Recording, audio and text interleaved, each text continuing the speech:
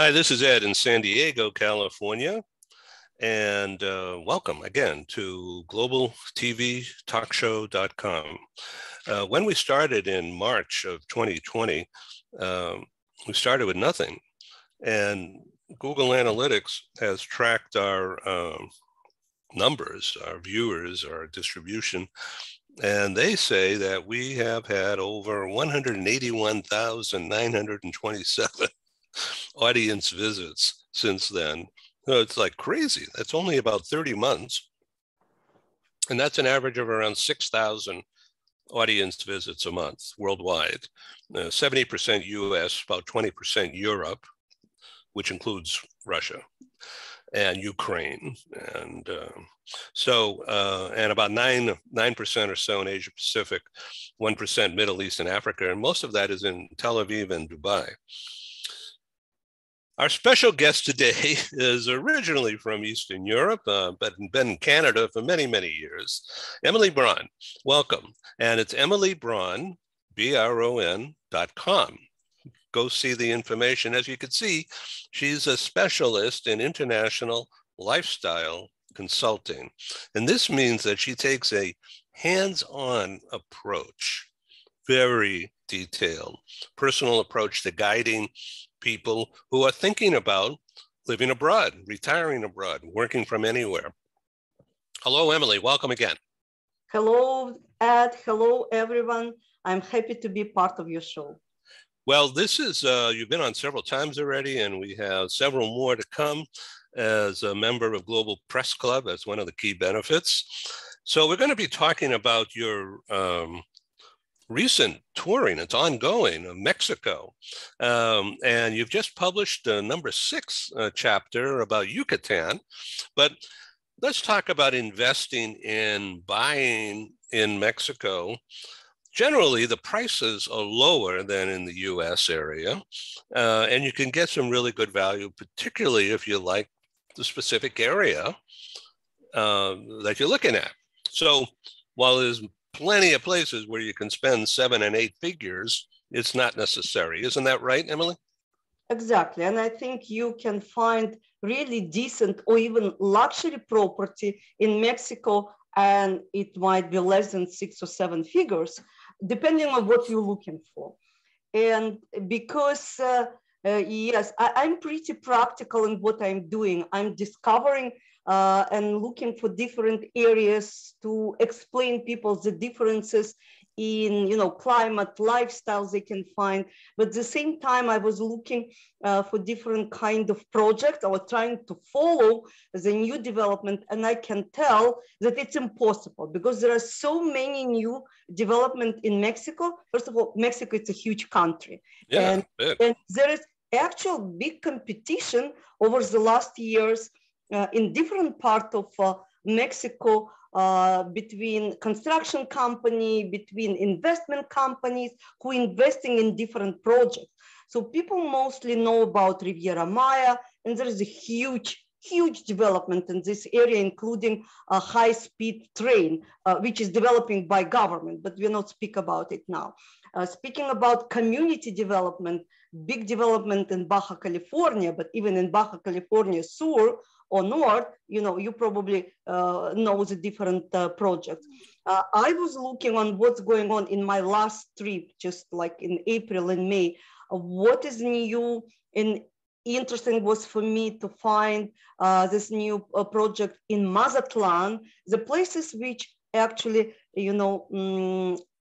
attract many Canadians and Americans. It was known and good place, for Mexican, but for our people, it's a little bit new, but not new like for those who already decided to relocate, already forming the community and actually building new homes in this place. And when I was thinking actually how I can help and what I can do with understanding that Americans and Canadians sometimes need financing to build their home or to buy, I just came across one American businessman. It was in Puerto Vallarta during my tour. And it was very interesting that like we kind of started to speak, and in 5-10 minutes, we kind of found connection. And even it was on a, driving on a tour. And after that, we were divided to the different group, like touristic group. We reconnected again. And apparently, Mike was and is owner of private mortgage company from Colorado. And I expressed my desire, speaking about what I've seen in different cities, and I'm going to look for next project. I thought we need to do something. We need to help people, actually not just, and for me, just to speak about different region and show nice pictures, but actually help people with mortgages. There is no mortgages. Like Mexican banks, actually, I would say pretty hard to give mortgages even for Mexican citizens. I knew about it. Their process is pretty strict, and the interest was pretty high. But I thought, you know what? Many people in United States and Canada would appreciate the option to have the place, you know, in Mexico, and Mike himself know about it. Like he liked Mexico. Let's do something on looking for mortgage opportunities. Yeah, let me ask you: is the idea of lending normal? Well, it is very normal for Americans, you know. Mm-hmm. Okay, so in that case, typically in America, there's a bank, like whether it's a big bank or a private bank. The buyer, such as me, I'm going to put down a bunch of money, okay, in a bank account, and then the bank's going to float a loan, a huge amount, thinking that I'm going to be able to pay that on a regular basis at a certain rate of interest. But it's not a joint ownership, though. It's like I would be property owner, and then the lender would be a lender. That's all. And if there's a default or something bad happens, then it goes back to the lender, and then it's resold or something, right? So is it that the same? I mean, talking about risk management here. I understand. Okay. So is it done the same way there, or is it different? So actually, it will be done similar way for Americans and Canadians. It will work through the bank trust. And bank trust, like fideicommissa, it's not a new concept for Mexico. They do it anyway for foreigners or for temporary residents, like coming from different countries, when they purchase the property in a seashore zone, or they have these rules for many years, 50 kilometers from the sea, 100 kilometers from the border. And in this case, sea is a border. But if you buy property inside country, like huge territory, you get your title directly. In this case, you get your title directly, even you are foreigner.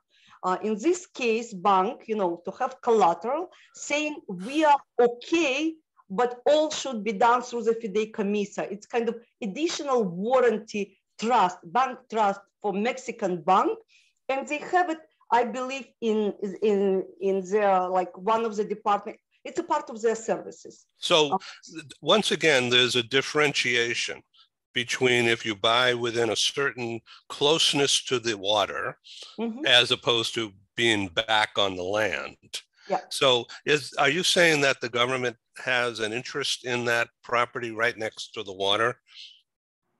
No. First of all, it was the law, but it was the old rule from the time the French were trying to invade France, that foreigners cannot have their own property in 100 kilometers from the border, which obviously time was flying, and they were doing like 100 years ago when foreigners started to buy property. Okay, you will have a title, but your title will be assured by Mexican bank trust, kind of separate entity, which actually working well because through this trust you can write your property to your children. There are some advantages to have this trust as well, but it was only for this kind of close to the border territory. Foreigner so far can buy their property directly working through notario. Has different role in Mexico. It's very high, respect position. And this notario, it's a public figure who actually assures that the deal is okay. I'm sorry, you said the pronunciation of notary is? Yeah, it's a notary, yes, yeah. Public notary. Okay, got it. Yes, the public notary, first of all, looking like how deal is done, that, this bank trust and loan and developer, if it's a case, that all should be based on the law. But if you buy, say in Mexico City or in Querétaro, the deal is done directly through the notary and you get your title on your name. If you're close to the border, you have a title on your name, but there is additional kind of assurance for the bank that it's working through the bank trust. I mean, bank which is lending. It might be different bank. So in this case, this Mexican bank would be working through the trust, which kind of not new for Mexico, a little bit new for Americans and Canadians. But what was interesting for me and actually for Mike, they like how the system and process is working established in United States and Canada, because, we have credit score, which they don't have. All this procedure, we have, checking of different documentation, and they trust that American working, through the procedure and obviously together with Mexican bank will assure by checking the document that clients is eligible. It's okay, and he might be good candidate to get part of the mortgage. So they need a minimum 30% of down payment, 30% from the price, which is okay. And minimum property, as far as I know, they agreed would be 200,000 American dollars. So it's not, the shock, but if you really would like to buy some more expensive, in the Mexican terms, property. So let me ask you a question about the convergence or the separateness of American real estate law relevant to Mexican real estate law. So for instance, in the US, there's such a thing as called a tax advantaged 1031 agreement. So I'm not a lawyer, but or a lender, but I know something about it. And so in a 1031, let's just say that I owned a property 20 years ago and now it's appreciated. Okay, I could sell it, and of course there'd be a giant profit, right? And therefore the taxes would be very high, and sometimes that's okay to pay them and move on. But in the US, there's a deal available if you abide by the rules, whereby you can avoid paying that capital gains tax if you reinvest into a property that's even higher than what you sold the other property for. And that pushes forward to a later time the tax due. So as long as you keep rolling over into another property, you can step up and you help the economy, of course, and the US IRS is willing to do that under certain circumstances. Would Mexico honor and be involved in a 1031 kind of thing, or not? It's probably too complicated right now. Look, I will not speculate on this. I only know, and it's pretty new, agreement. And we will see how it's gonna work on several examples. But what is good, Mexican bank is okay to work with person with T4, how it's in a full-time employee, like in American, as well as with self-employed, like me and you. It's a big step under different circumstances, because they believe that American and Canadian due diligence system would be good enough working for them, but it should be done and will be done based on the Mexican law.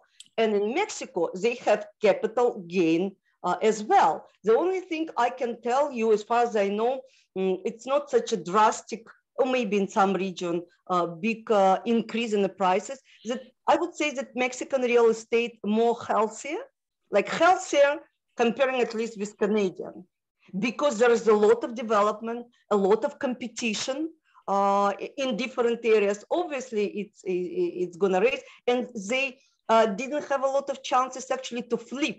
For Mexicans, the buying casa is casa, and you live in this place.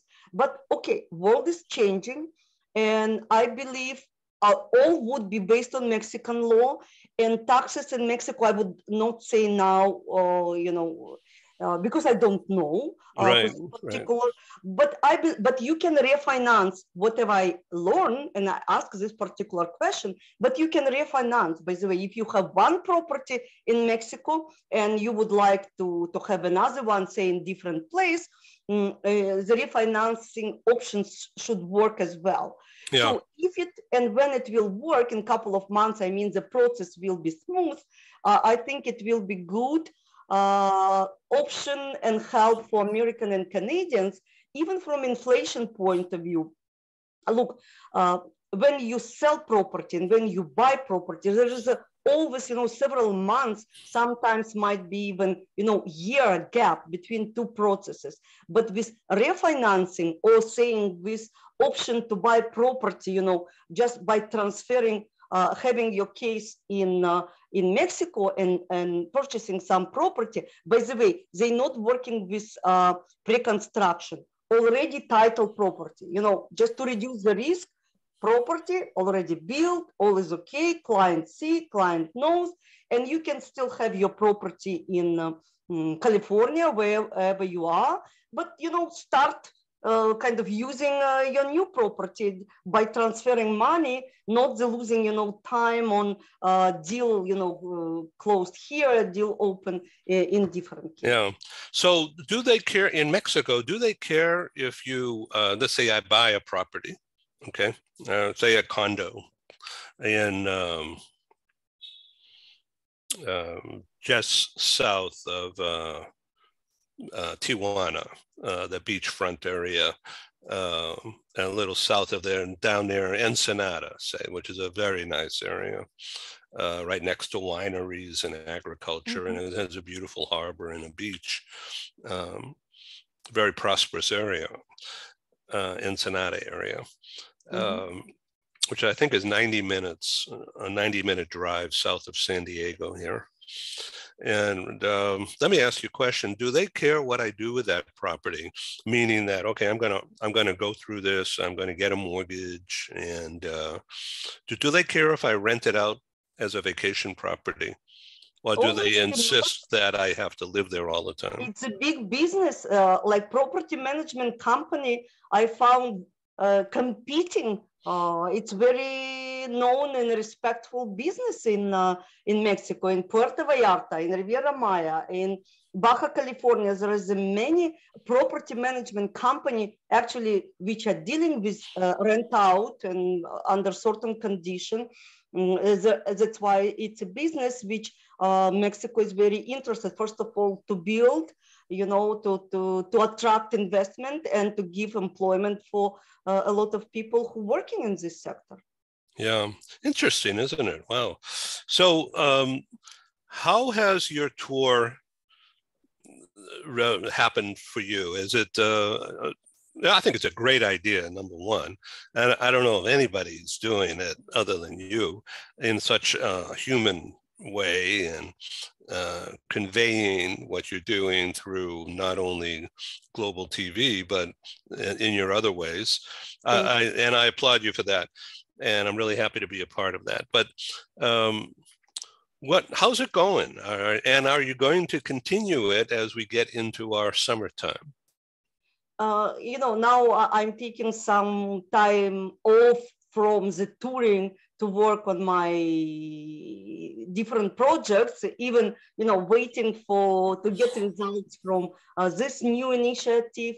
Actually, I'm involved in some other project in Mexico, which I don't want to speak about now because, it's not yet time. I'm waiting to the point it was launched, and it's, by the way, regarding real estate, but rental investment option. It's a new concept. Don't want to take your time now, maybe, and I believe we will have separate meeting when it would be ready. Very good. So from your touring so far, have you been in San Miguel de Allende? I was, but not this time. In 2019, before COVID, I was in the region, including San Miguel de Allende.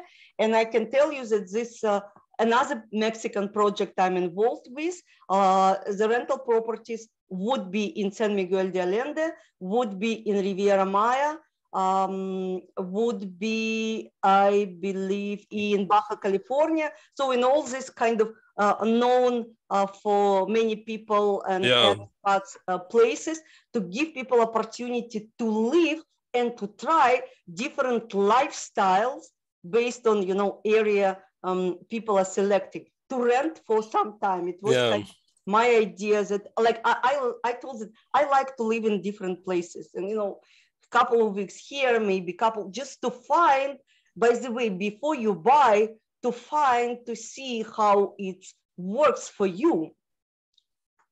So let me ask you about Costa Rica, and let me ask you about, let's just say, Belize.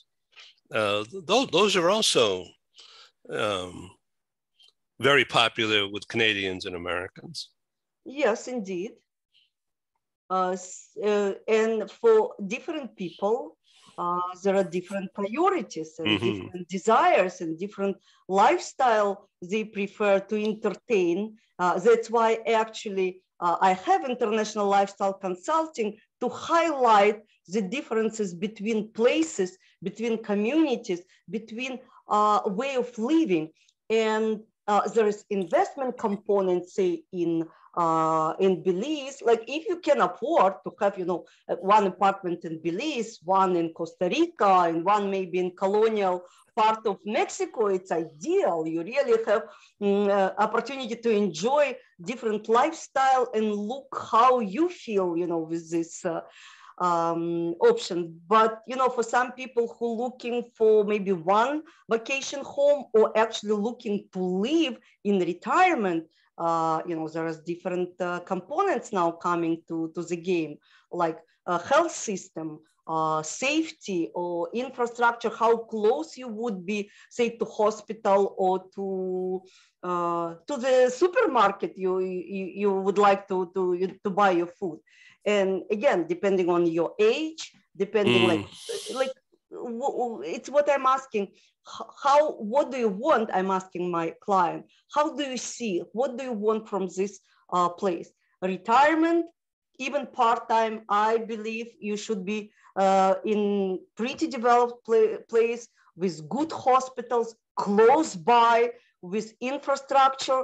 You require with community of expat, which will define your social circle and satisfaction with life.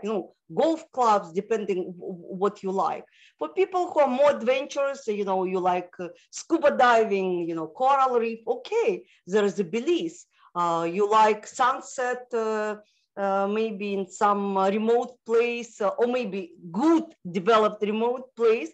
It might be Guanacaste in Costa Rica. And Costa Rica is a good place. And Belize is a good place, but for different people and for different reasons. Now, what's your plans for the other parts of the Caribbean, such as Grenada or Panama or San Martin, Aruba? I'm not able to work with each country. That's why I selected for myself countries which I know the most popular Sure, of in course. people's minds. So I'm Mm. working with Panama because it's one of the, very stable and developing economy in the region. So Aruba, Grenada, other islands may be wonderful. I visited some, but I'm not working. It's a different lifestyle. And by the way, lifestyle on the island, even it's in Belize, it's not for everyone. Like I spent some time in Turks and Caicos, where I've had friends before from Montreal, and it's kind of idyllic. But after some time, you look for the big land. I mean, it's very secluded. I would say certain community, which not for everyone. So Yeah. people should. And sometimes people don't know. You think that you would be happy on an uninhabited island. After spending 2-3 months, you will think you're fine. You can't wait to get off the rock. Yes. Well, Emily Bron, thank you very much for being again on Global TV Talk Show and touring around Mexico and these places. By the way, Joanne and I have been in Puerto Vallarta many times over the years, but not for the past 3 or 4 years. So we're actually looking forward to going back there. And that's just a beautiful area, not only in the city area. And of course, that's in the back of that is Gringo Gouch, where a lot of people are Americans, are Canadians. And then further north of the airport in Puerto Vallarta is golf course communities. Riviera Nayarit, very still developing. Yes, it's a different lifestyle of big communities. Riviera Nayarit, it's what you mean, north of airport. Yeah, yeah. Anyway, thanks. And it's Emily Bron, Bron, emilybron.com. Check it out. Thank you very again. much. Yes, I have a lot of stories. Till the next time. See you again. This is Ed in San Diego signing off, and Emily is today in the Toronto area. Take care. Bye-bye. Thank you. Bye. Thank you.